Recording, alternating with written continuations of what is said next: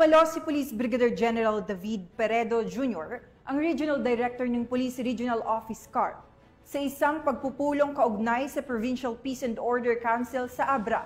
Ang pagdalo ng opisyal ay naglalayong mas mapalakas ang kooperasyon ng mga lokal na otoridad at mapag-usapan ang mga hakbangin para sa pagpapanatili ng kapayapaan at kaayusan sa lalawigan.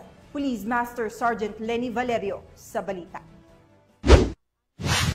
Police Brigadier General David K. Peredo Jr., Regional Director ng Police Regional Office, Cordillera Administrative Region, dumalo sa Provincial Peace and Order Council meeting para sa pagpapalakas ng pakikipagtulungan sa iba pang ahensya ng gobyerno sa pagtugon sa usaping pangkapayapaan at kaunlaran sa lalawigan ng Abra. Nito lamang hapon, 18 ng Marso taong kasalukuyan. Ang pulong ay pinangunahan ni Attorney Rosal A. Bragas, Acting Provincial Governor ng Abra at Chairperson ng PPOC.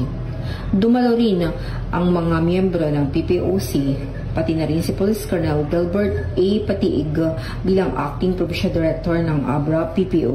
Bilang bahagi ng pagpupulong, iniharap ni Police Colonel Patiig ang mga makabuluhang accomplishments ng Abra PPO sa pagpapatupad ng batas at ang anti-criminality operations kasama ang updates sa kasalukuyang sitwasyon ng kapayapaan at kaayusan sa lalawigan.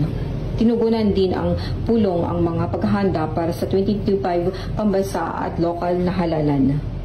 Mula dito sa Baguio City, Raymond ng Cordillera, ito ang yung Police Legislator Correspondent, Police Master Sergeant Lenny Valerio. Alagad ng batas, tagataguyod ng Balitang Pulis.